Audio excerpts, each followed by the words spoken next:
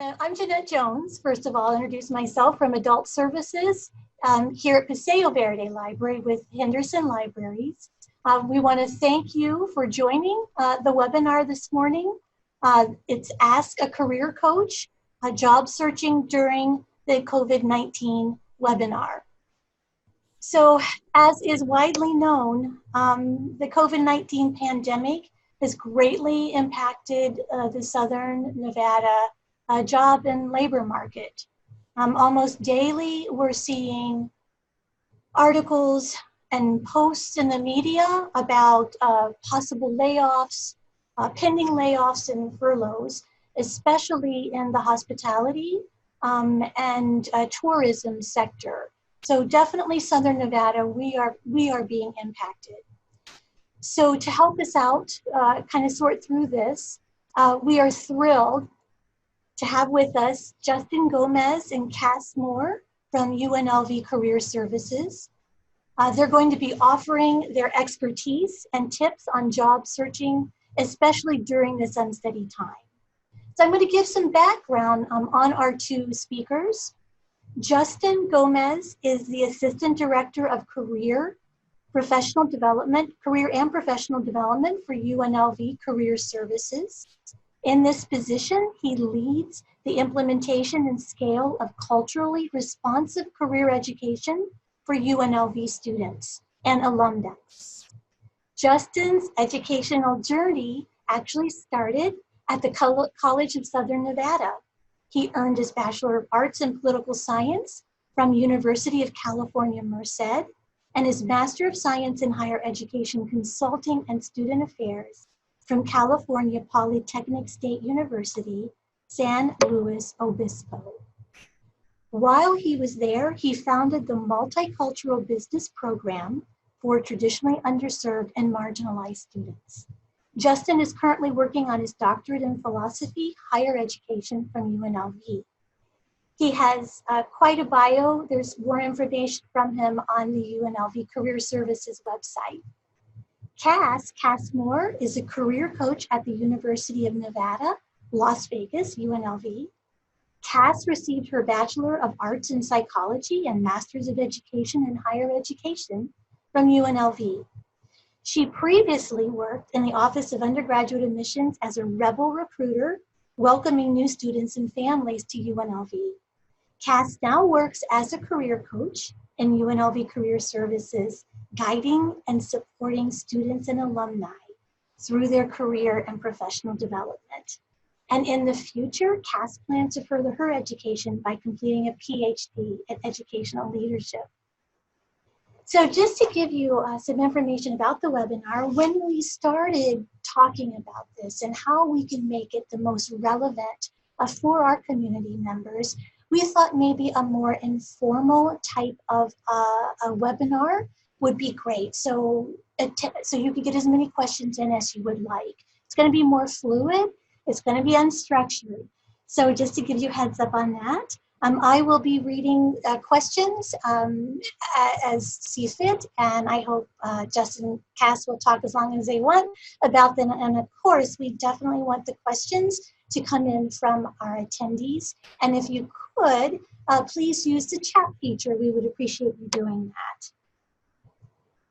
Some of the questions I will be asking are questions that obviously that we're reading in the media, and also patrons, our community members, as they're coming in and using, now our buildings are closed, but as they have come in and used our computers, needing help with resume building and job searching and filling out applications, we do help as many community members as we can with that. So I'm kind of going to be asking questions from there, and then what we're getting with phone calls currently in right now as well. Okay, all right. So would Justin and Cass, would you like to, do you have any opening statements you'd like to say, or would you like us just to go right into the questions? Yeah, I'm good with you getting started. I don't have any opening statements, but Justin might. No, we can go ahead and get started, and I can share more about myself and my background as we answer questions that way. All right, very good, wonderful. Okay, so first of all, let's talk about the reality of what is happening. I don't know about you, but every day, if I'm looking at the Las Vegas Review Journal and other media posts, the hospitality and the tourism industry is getting impacted greatly by COVID-19. Also, wondering if I am working in that sector and I have lost my job, I'm wondering like what the long-term or even near-term economic activity is going to be. Is the economic recovery, how long do you think we might be looking at? Nobody knows, we understand that. And if it could be longer term, so I probably need to think about, do I want to continue on in this particular sector, or B, do I want to maybe change course and start looking at a new career, a new skill that I've never even done before? So kind of with your experience in helping folks, what would you say to somebody that's in that position right now? And what would you advise and guide them on, and maybe first steps and things to consider? Take it away, Justin. You start. Okay. Our assistant director. Okay, so I guess I will start. So I would say for anybody who's in that position, perhaps you've been laid off or you've received the notice that perhaps your position, maybe your entire department where you work is at risk of being, laid off or, eliminated sounds like a strong word, but that's probably what the HR, the companies would be using. I would say that this is an opportunity for you to, one, understand that job titles and departments are somewhat just that. At any given time, there's about 30,000 job titles that exist out there across the United States, not just in the world. And so every day, even without the sort of this recession that we're in, if we want to call it that, but this kind of slowdown in the economy, even with that, there's job titles every day, every month that are kind of sort of no longer being used or no longer needed. But what doesn't necessarily change sometimes is skills. And so it's important for you to be able to understand what are the things that you do that you are really, really good at, why they have kept you at that job, understanding the kind of impact that you had at that company, and how you're going to be able to take what you know, what you do really well there, and perhaps bring it to another company. And sometimes that might not be in the same department. It might not even be the same job category or job title. And so it's beginning to kind of open and look for jobs that are more aligned with skills, because now, not just within Vegas, but across the US largely, companies are hiring skill sets, right? We've heard about the emergence of the gig economy and of folks working on projects and not necessarily working for a company, that they're lending their skill sets to companies and to organizations, right? And so we've seen people taking on more of those type of gig type projects, working remotely from where they are. That was already on the rise, and COVID-19 has sort of really, really opened the floodgates, so to speak, or has really, created this opportunity for more people to begin working from home. I mean, I think for Cass and I, we are career coaches, right? And so I started my job here at UNLV in January. I never thought that for the next, 6 months of my job, I was going to have, be forced somewhat to have to do everything we do while working from home, learning a new institution and all of that. But now we know, right? We would not have known that we were capable of running a full service career center from the comfort of our homes unless we were kind of forced to. So I would say I would really come back to kind of understanding what your skills are, what the value is that you can bring to a company. If you are in that position, is something that you'll want to have a better idea of for you. Good, good. Yeah, I mean, I would echo just about everything that Justin just recommended and said and engaged with. I think right now, as uncomfortable as times may seem, It could be a very exciting time for you as well. Perhaps you've been laid off, or you have been forced out of a position that you've been in for so many years. And while that could be scary and alarming and challenging, it also could be very exciting for you. Maybe you've been working in a space that you just had to work in, right? You just sort of needed it for that income, or you felt like you lived in Las Vegas, so hospitality or gaming was the place for you. But now could be a really great time for you to identify, right, what are your transferable skills, as Justin was talking about, right? What are the things that you're really, really good at? And what are some areas that these skills can be applied to outside of what you've been used to, or what you've maybe been comfortable in? And that's something that I've been exploring with a lot of the people I've been working with, right? Students, alumni, all those who've been impacted by COVID, is that maybe this is a really good time for you to think about things that you didn't think you were capable of before, or areas or industries that you were just simply unfamiliar with. And now you have the chance to engage in a different space. And so again, echoing everything Justin said, but on the side of excitement, this can be a really exciting time. Scary, of course, with incomes and, layoffs and being fired. However, it can also be a time for you to test the waters in other areas and figure out that you are capable of maybe a lot more than you thought of. So hopefully that's a light note to transition to some other topics. I always like to sort of be that lighter note. That's usually why I just make Justin go first, so that I don't have to be the bearer of bad news. Yeah, make me be the bad guy.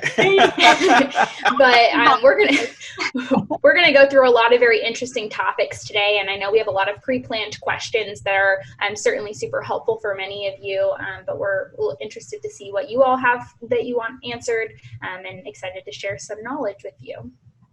Yeah. Until any comes through.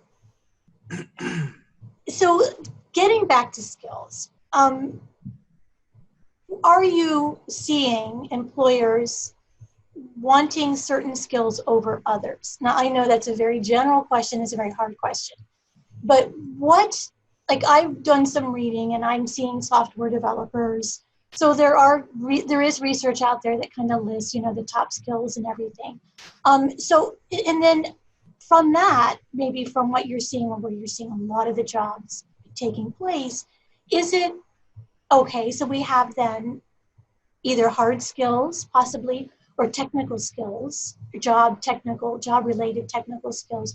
And then there's this thing about soft skills that, from what I understand, is what all employers are really looking for on soft skills.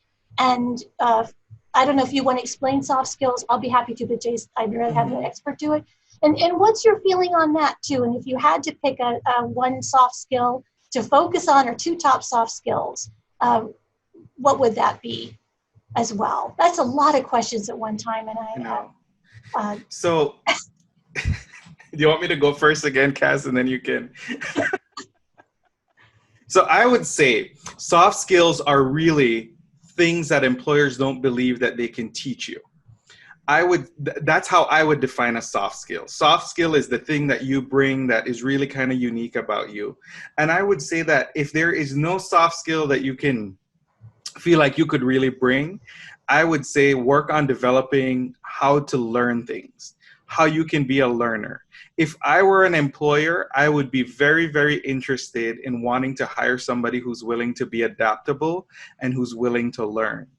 And so however you can demonstrate or show yourself as a learner, whether you've been out of college or high school or wherever for however long, what things have you learned over the past few years or past few months, even while you were on the job or no longer working? Even if you were in a book circle, you joined the Toastmasters organization in your community, or you completed a certificate online, or you did something, show them how you're learning something. And that is a skill that they can't teach you, because learning just shows motivation. It shows adaptability. It shows your ability to remain cutting edge. So I would say learning is the one soft skill that I would prioritize above all. And then I'm going to turn it over to Cass. Yeah, echoing that, of course, right? There's a lot of soft skills that can stem from being adaptable or flexible or creative, inventive, etc. But yeah, just sort of as Justin mentioned, soft skills are those things that can't be easily taught, right? You can't be easily taught to be an amazing communicator. You can't be easily taught to be inventive. These are things that are sort of like inherent in who you are. So maybe you're a very organized person and that's your soft skill, and you're very, very good at being organized and staying on top of things and managing your time super well. And maybe that's your sort of superpower, versus other people who maybe are just very good communicators, or people who are incredibly creative in nature. So Justin and I were actually talking about that this morning, or a few minutes ago actually, about creativity, right? I inherently feel like I'm a very creative person. For our office, I build a lot of the different handouts that we have, and I utilize different platforms and softwares to do that, versus Justin, he's a visionary, right? He's able to sort of say, this is what I want, and then my style is more like executing it and putting it on paper in this sort of creative way. And we've learned that through working with each other. And so those are some things that you might want to learn about yourself now, right? What are your sort of superpowers, if you will?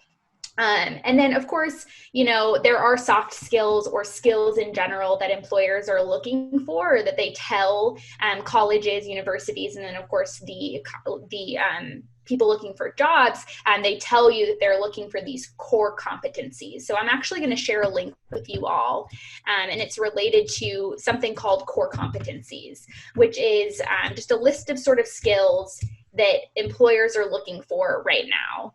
And so critical thinking and problem solving, right? That's sort of a soft skill or a skill set that employers are looking for. Just the ability to see a problem and figure out what your solution is from there.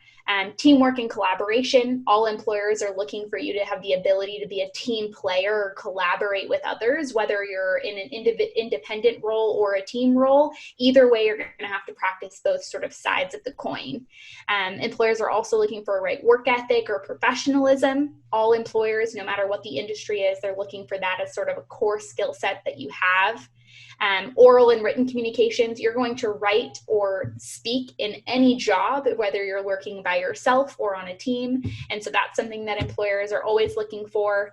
And as we sort of transition to this remote work and this space that it's very virtual, digital technology skills are becoming more and more necessary, right? They're not just a skill set, it's more of a requirement these days, is being able to work not only from the comfort of your own home, but successfully from the comfort of your own home or off of a computer, a laptop, etc. So digital technology is something that I would highly recommend you get comfortable with if you're not already. And then more, so on and so forth. There's so many other skills that all employers are looking for, regardless of the industry. But hopefully that sort of sets the tone for you all today, as we do continue to talk about skills and upskilling and changing your skills and transferable skills and all of that. Okay, great, great.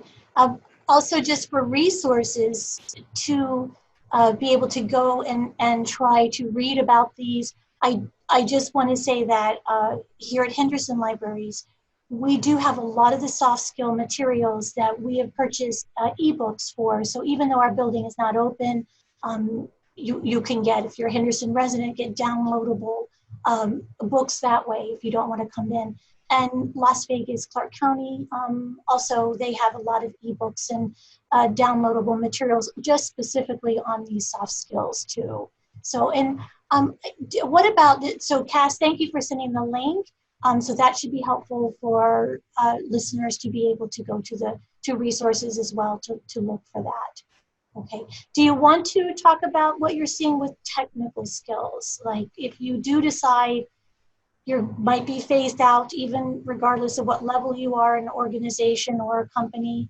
How do you feel about talking about technical or certifications or things like that as well? And what might be a better certification over another, just depending on the job market? Again, Cass, what you had said about trying to figure out what you're good at, that's so good and valid. But if you really like, I've got to think about this, what would be first steps to take in trying to figure that out? I would say before, getting to the certification piece really and trying to determine which one is better than the other, I think it's more important to develop a couple plans about potential career fields that, or industries or jobs that you might be interested in pursuing, right? And I think having an idea of where you might want to go can inform, the actual certifications, training, upskilling that you decide to take. So what you can do, what I recommend to people, is never have just one plan. It's okay for you to develop 3, maybe even 5 plans about where you could potentially go in the next 3 to 5 years. Keep it a little bit short term, kind of medium term, not too long, not too short, but let's say in the next 3 to 5 years, where would you like to go in your career, and have 5 plans and do a little bit of research. And that's what Cassie and I as career coaches do. We help people find resources and options for their plans. We can even help people develop plans, but they're your plans. So we really ask you, what are you willing to do? What are you willing to learn? And you look at your 5 plans and you could say, okay, out of these 5 plans, 2 of these seem really feasible to me. And we'll ask you, well, which one do you seem most excited about? Which one fits for your personal and professional life? If you have family, if you need to if you need to earn income more immediately, right? So kind of it's hard to say this one certification is better than the other, or one skill is better than the other. I think it really depends on the individual and where they want to go. We could definitely provide some resources about things to look into. Cassie has put together some handouts around COVID-19 that we use with our students at UNLV. And so we're going to share that with you also, that you can see that, and you'll be able to kind of get an understanding of these different skills. Some of it, yes, is made for college students, but I think a lot of it is very relevant for anybody at any point in their career. So I would say, look over them, whatever is relevant, meaningful to you, take it, use it, apply it. And then whatever else isn't, you can feel free to share with any of your, if you have kids or, family members or, anybody who's in college or anything like that, or is in the job search, you can share that too. So I'll put the link here for that so that you all can take a look at that. Cass, I don't know if you have a different perspective on the skilling. Yeah, very similar perspective, right? You have to identify what your priorities are. As Justin mentioned, right? Maybe right now you just simply need a job, right? You need a job to make ends meet. And then you can sort of, during this process, reevaluate what you're really good at and what you want to do and sort of what the dream job is, and all of that. So I definitely would figure out what are your needs right now, because careers and jobs sometimes fulfill different needs for each of us. Sometimes careers are just things to enjoy and go to do every day, versus others, right? It's a way to make your living and make sure that you have a roof over your head and to survive. So first and foremost, I think as it relates to skills, is first figure out what are your priorities and needs so that you can determine what plans you need to sort of make and engage in first. And then you have your long-term plans or your longer-term plans. I think there are 2 sort of major areas that are trending right now, or industries that are trending right now, that if you are sort of in that space of needs, certifications to look into always at any time, whether we're during COVID-19 pandemic or just during everyday life. Healthcare is always a very highly sought after field. So thinking about certifications in the arena of, phlebotomy licenses and being able to go take blood, going into CNA certification programs, doing radiography technician programs. Those types of things are available through our local community college at CSN. They also exist at Nevada State College and UNLV. But if you are looking for some stability and things that in an industry that'll never go away, healthcare is never a bad place to begin. And this doesn't mean that you have to go all the way to med school and be a physician, right? There are sort of everyday healthcare jobs that you can get a certification in and start working relatively soon. So I definitely encourage you to look into those programs that are, again, our local institutions here in the Las Vegas Valley, to grab some certifications that might help you get a job more immediately. And then thinking longer term, right, we mentioned this idea of technological skills and the idea that technology is required in almost any job. There's a a lot of different things that you can do to upskill in the area of technology and learn these different programs and softwares. First place is, UNLV does offer a continuing education program in a lot of different areas where you can learn skill sets that you maybe didn't know already. So I would definitely check out continuing education at UNLV. And then again, also the local college, the Southern Nevada, offers a lot of different sort of certification programs for technology skills and other skills related to what's trending right now. So those are some resources you can sort of tap into to work on upskilling. And then again, as Justin mentioned, in that link that he provided, there's a lot of information about upskilling in some of those resources and documents that I really recommend you take a look at, so you can figure out a good place to start and start to work on and cultivate some skills that are required in all fields and in those industries that are trending. Great, thank you. That's great. We do have a question that's come up, and it is, do you have to be a UNLV student to be able to use the UNLV Career Services? The answer is yes and no. So yes, Cassie and I primarily work with UNLV students and alumni. So it doesn't matter when you graduated, as long as you graduated from UNLV. This summer we did, work with a few community members who had reached out to us. So I'll provide our emails, and you can, if you have any questions, feel free to reach out to us. And, we want to be a support to you all here in our local community. So yeah, if you have any questions, feel free to reach out to us. And Cassie's typing in our emails there. So yeah, feel free to send us an email, and we'll see what we can do for you. Okay, great, thank you. Great. So let's maybe change a different direction here. All right, cover letters, are they important? Are they still important? What's your take on that, please? So I think that cover letters are, I don't want to necessarily give them a level of importance as being not important, very important. But I would say, particularly if you have been laid off, right? We've been talking about this conversation around, navigating the job search during COVID-19. I believe that cover letters are very useful in that way. So people tend to think that your cover letter and your resume are two separate things. Really, they're not. They're complementary. They're like peanut butter and jelly. They really kind of go together, and that's the way that I kind of talk about them. So, getting your resume down to a page, your resume, employers will typically spend maybe about 10 seconds looking at your resume, especially in the job market right now. They're getting maybe 100 up to 200 job applications for one position, right? So the best thing you could do when it comes to the resume is making it easily readable. And Cassie will I'll let her talk about the resume robots, because she does a really good job with that. Oh, great.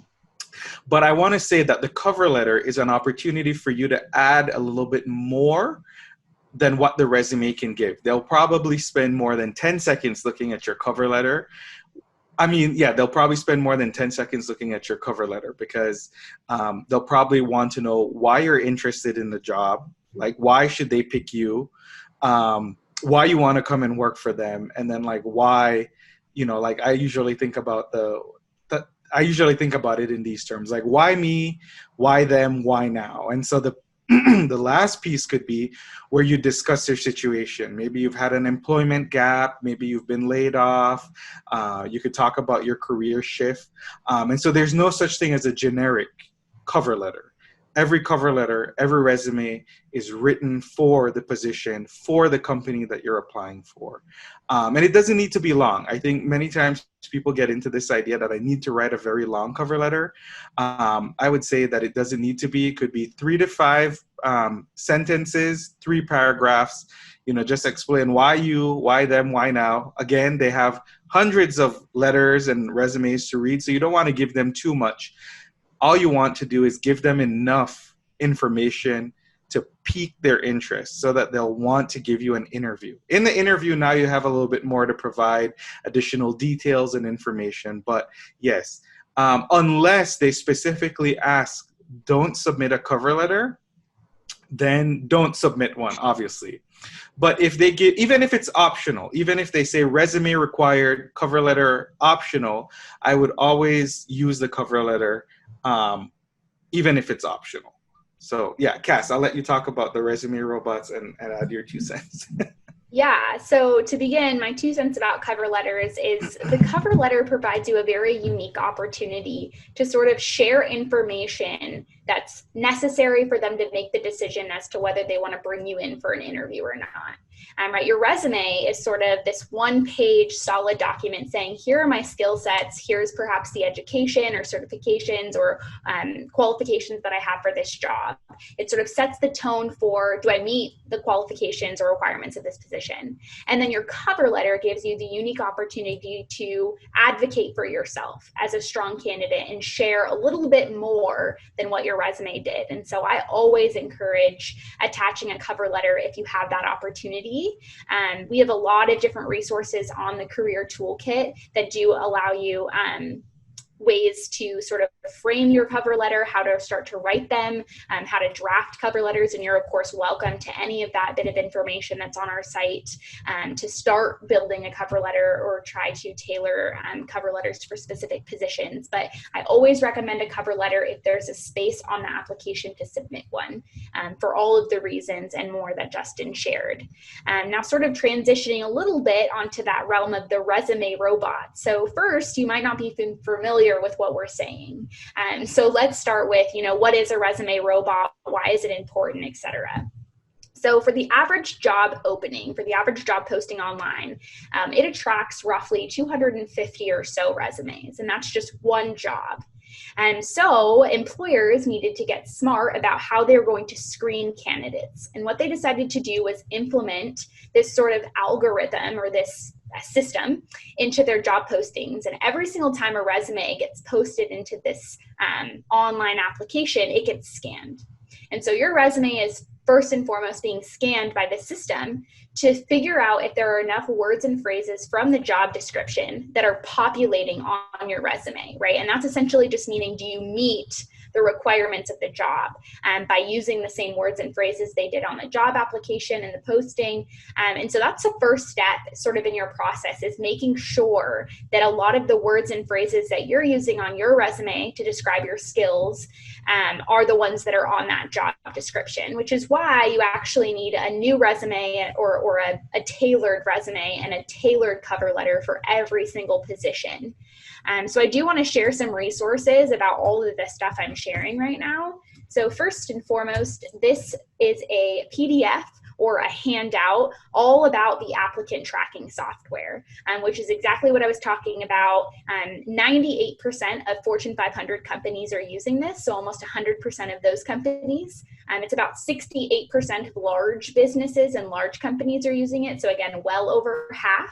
And then lastly, very small businesses, still about 35% of those individuals or those companies are using this system. So almost every application that you submit online is using this sort of system to screen you before they bring you in for an interview or decide that you're qualified for the job. So the handout that I shared with you is sort of an opportunity for you to learn more about the applicant tracking system and how you can use your cover letter and your resume to break through that system. And then lastly, if it's still very confusing for you, which it tends to be, I've shared a sort of presentation. It's all through Google, but it's a open presentation to anyone who has the link, which I just shared with you.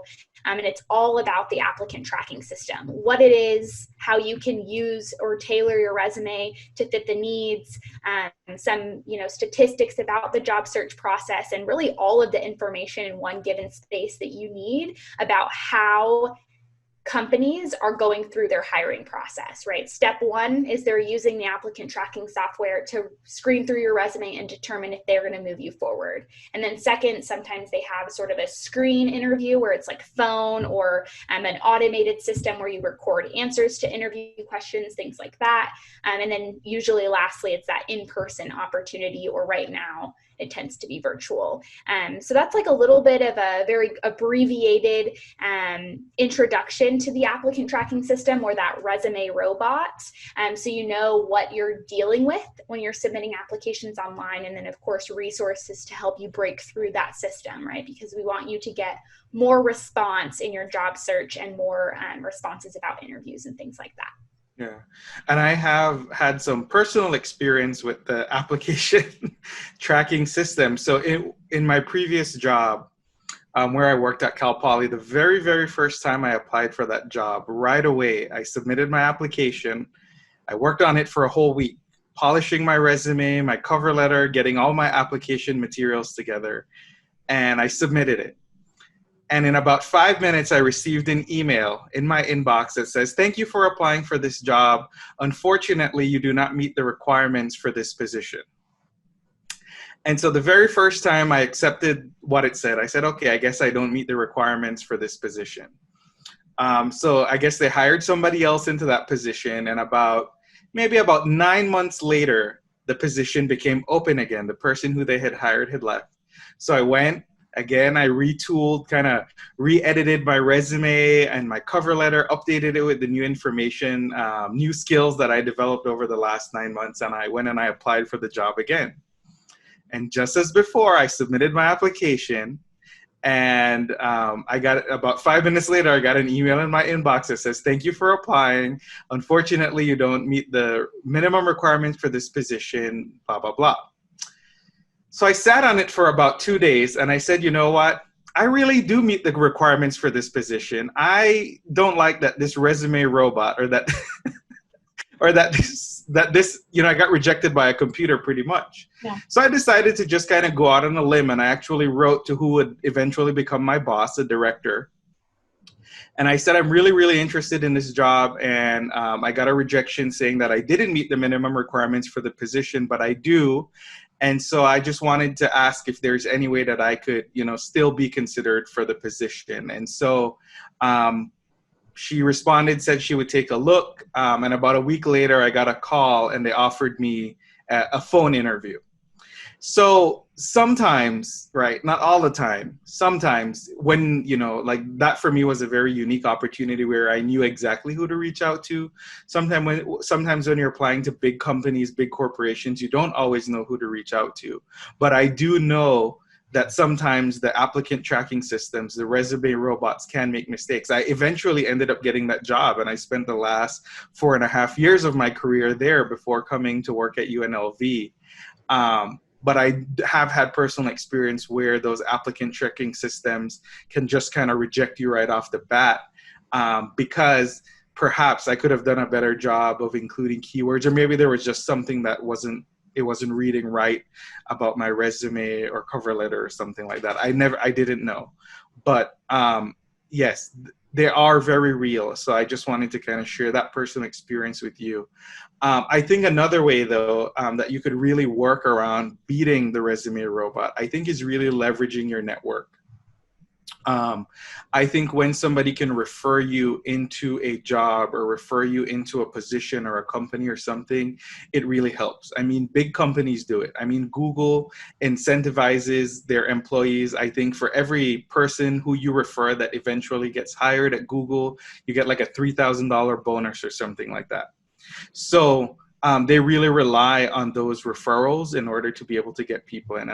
So I'm not saying that every company is going to incentivize their employees, helping them to recruit. But what I will say for you as a job seeker, everybody in your network, family, professional, friends should know whether or not you're looking for a job, right? So it's really important to make sure that people know that. Don't keep it a secret that you're looking for a job or that you've been laid off.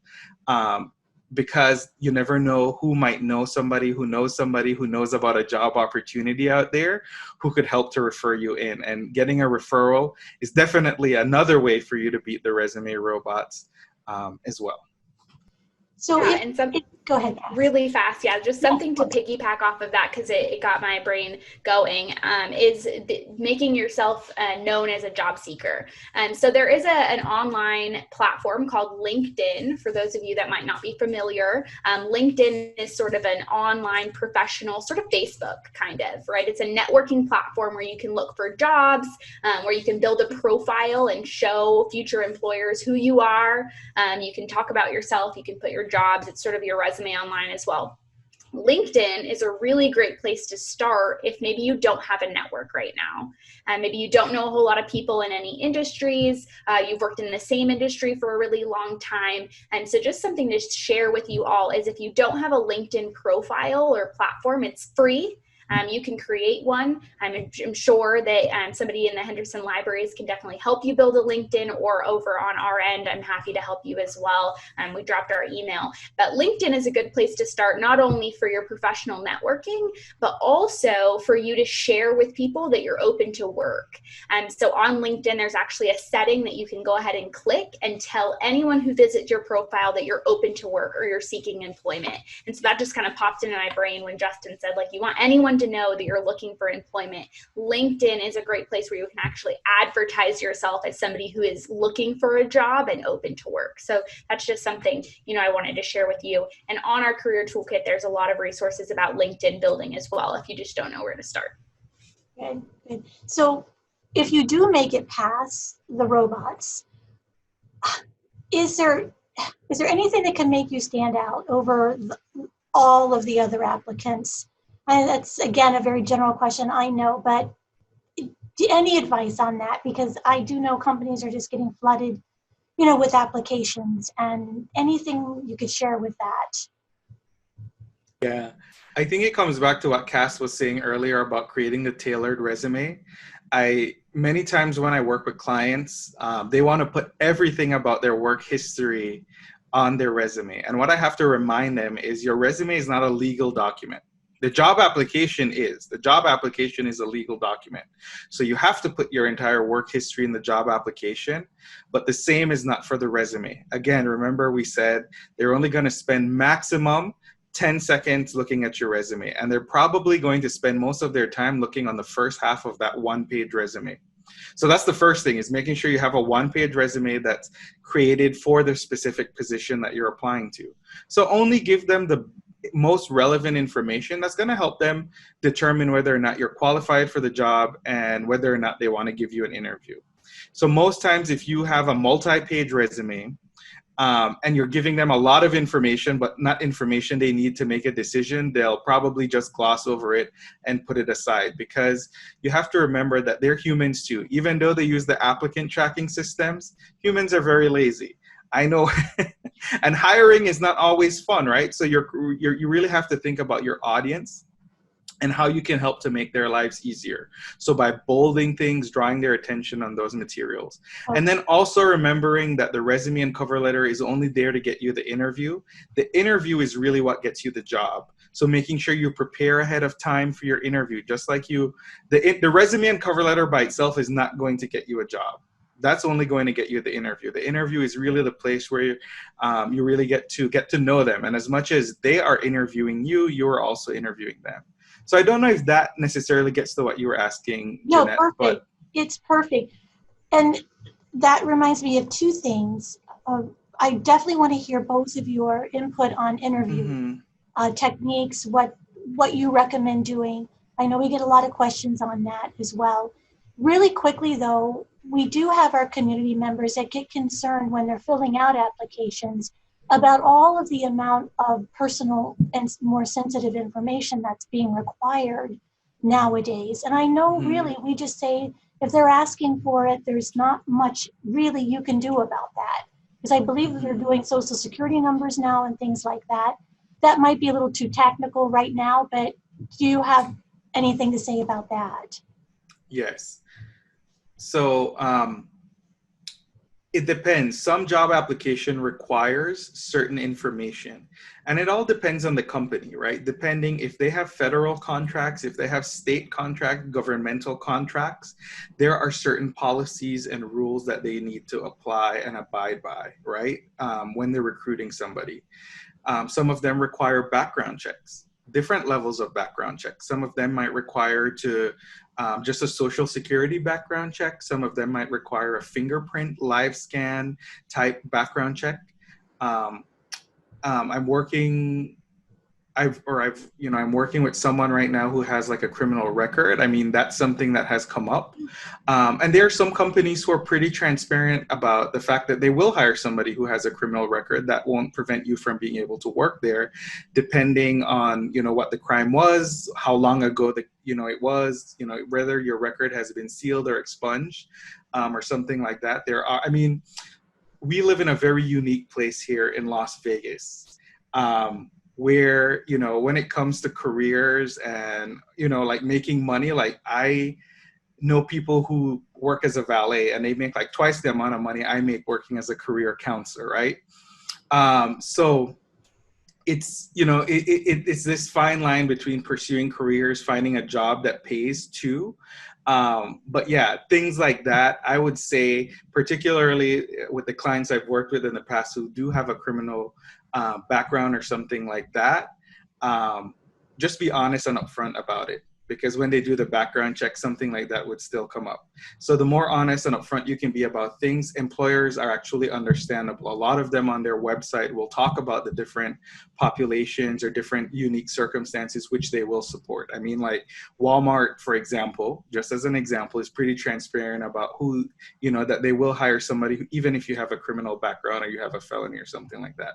So I don't know if that's the kind of information personally that you were talking about, but I do know that this is something that impacts people out there in our community. And I want to make sure they know that there are also resources in the community. There's the Foundation for an Independent Tomorrow, for example, who works with individuals who are justice involved or justice impacted, and they provide vocational training as well as job placement. So, there are those resources out there for you too, regardless of your circumstance or your background, finding those places in the community where you can get help. Cass, do you have anything on that? Well, it is a challenging topic, right? But it is something that impacts a lot of our community members, as you mentioned. And I think, yes, transparency is important, but also understanding that, like, for example, you mentioned social security number requirement, and, what do you do in that space, right? You can't make something up. So what I would say is when you're going through job applications and they ask for some of that information that maybe you can't provide, or there's a challenge with providing it, whether it's related to background, criminal history, etc., try to be as upfront and honest with the employer as possible through that process, right? If it's on the application, like you mentioned, there's no getting by it. But if you're finding that every single job you apply to is challenging you in the same types of ways, maybe you want to reconsider the types of jobs you are applying for. Maybe, as mentioned, Justin was like, oh, well, Walmart, for example, hires people with criminal backgrounds. So maybe then doing a little bit more research and finding, who may hire without needing to provide a social security number, who may hire with a criminal background, and do that advanced research so that you're not running into the same dilemma every time. And you're actually going to the places that, don't create those barriers for you. And if you need to work on sort of how to navigate those waters, you can, of course, reach out to Justin and myself, and we can get creative with you as to how you might want to work through some of those barriers. But it's certainly a challenge, but a challenge you need to hit straight on as opposed to avoiding, because sometimes you just really can't avoid it. Yeah, good, thanks. And would you like to swing into talking about interviewing, what you have to say about that? Yeah, I'll take a stab at interviewing. We kind of touched a little bit on it. Do you have any specific questions that you want to go over, or just sort of explore some interview ideas? I guess really tips, so you can, make yourself look as great as possible. Prep, I know prep is important. So no, I don't have any general, but just anything that stands out that you talk about a lot. Yeah, so something that I always talk about anytime I'm coaching anyone through an interview is the most important part of the interview is actually what you do before the interview, right? That research component. And it's not just researching the company or researching the job or researching the industry. It's also researching yourself. right? So you never know what kinds of questions an employer is going to ask you. You can Google the top 100 interview questions. You can look up interview questions for a specific job, and the internet will provide a lot of example questions, but you literally never know what the employer is going to select and which questions they're going to ask you. But what you do know is who you are, and what you do know is the skill sets that you provide.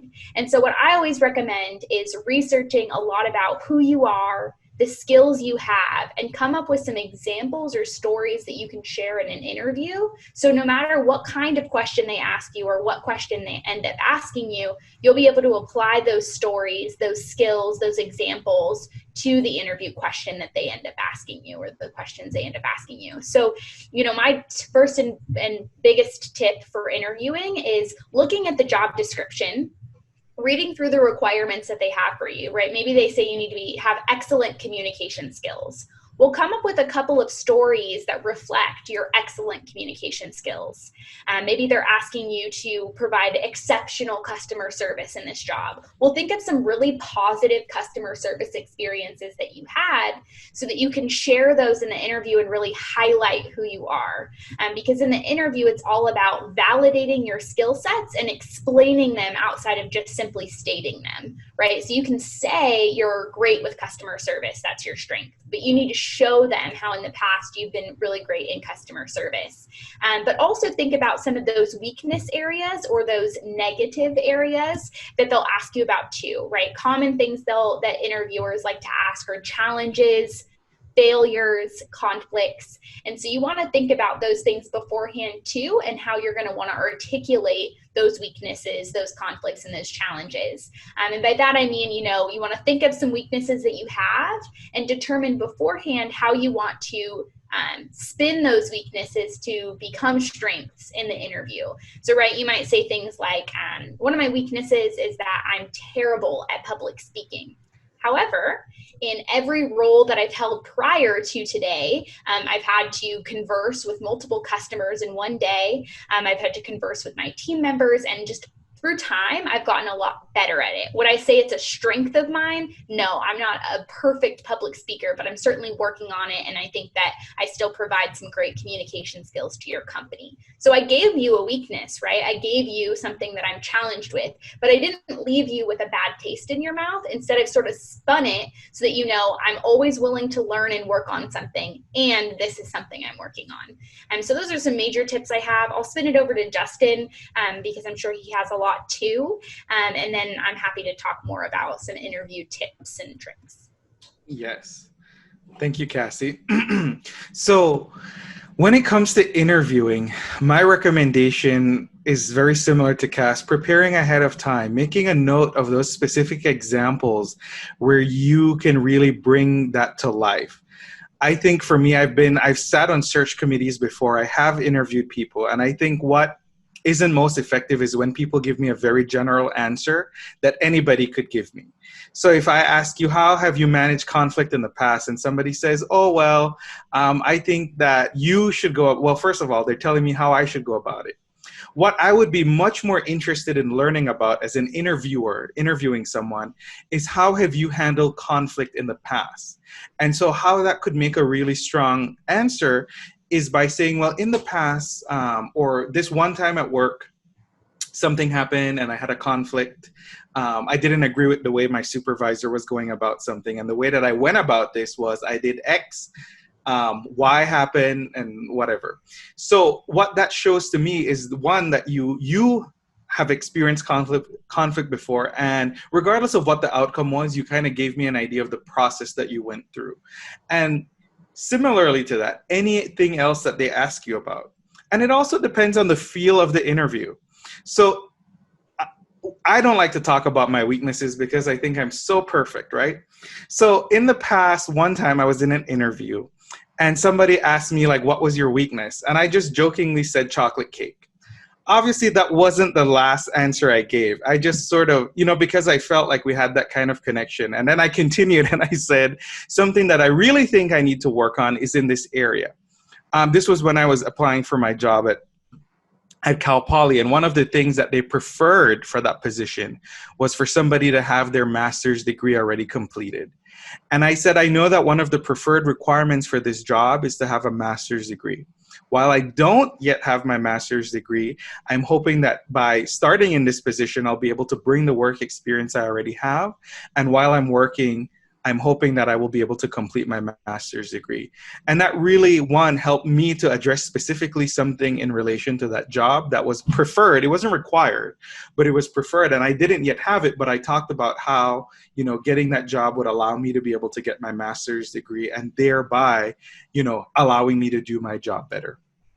So I would say be really honest, be really transparent, but really bring those examples from your actual work and from your professional life that you can that are unique to you.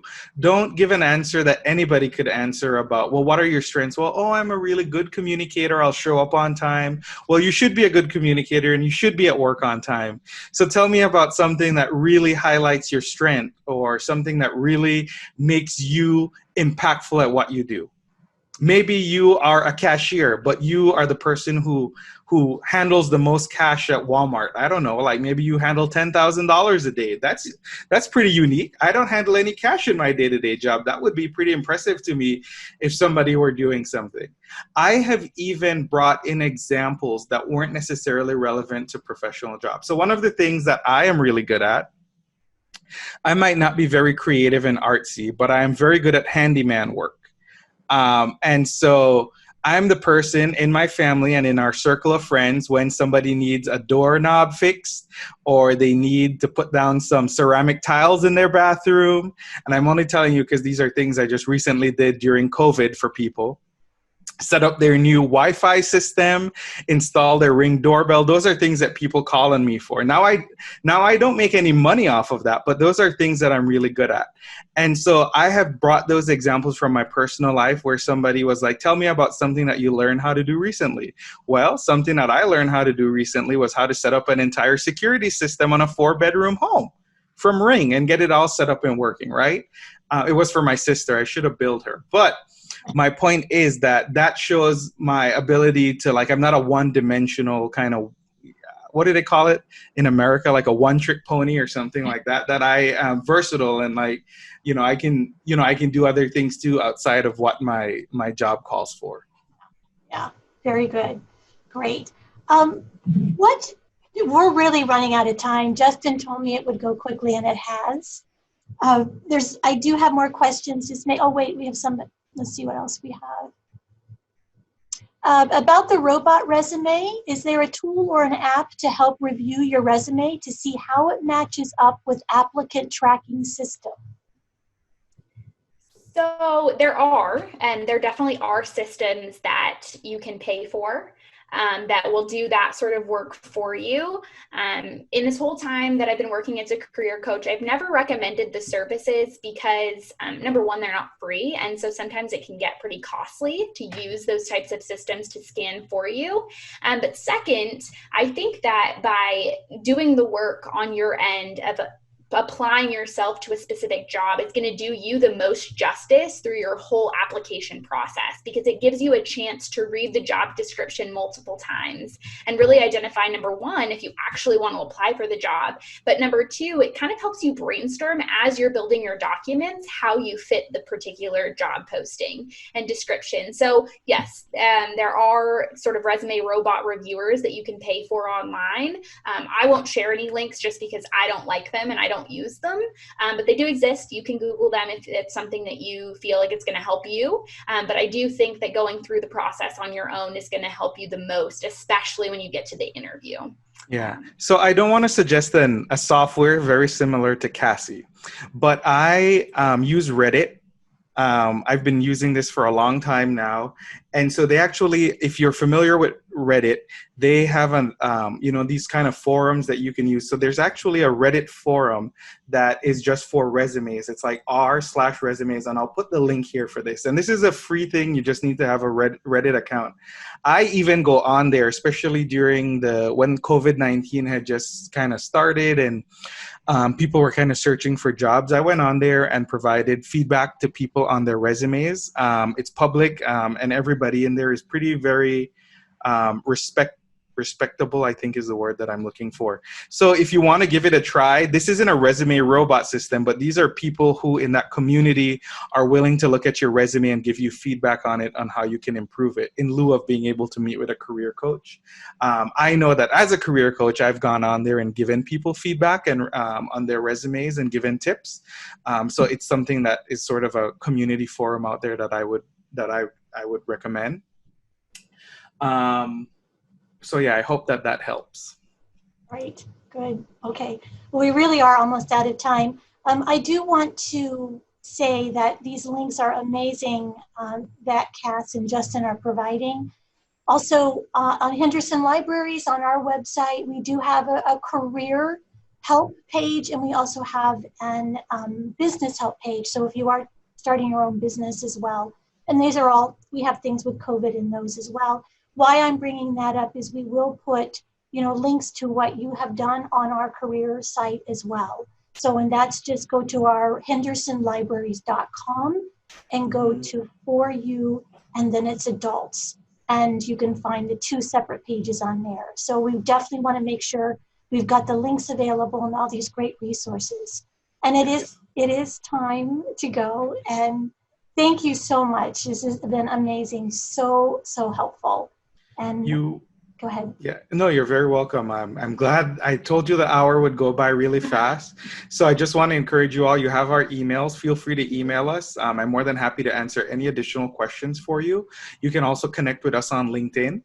And if you have any friends, relatives, family members who couldn't join us today for today's session, and they have any questions, more than willing to answer their questions as well. You can share my email or have them connect with me on LinkedIn. I won't speak for Cass. I'll let her decide on whether she wants to be reached out. But yeah. Okay. We will put the recording on our website as well. And I'm not sure if you are as well, but this recording will be out there so folks can watch it as well. Go ahead, Cass. I didn't mean to interrupt you. No, yeah, I am happy to help any of you as well.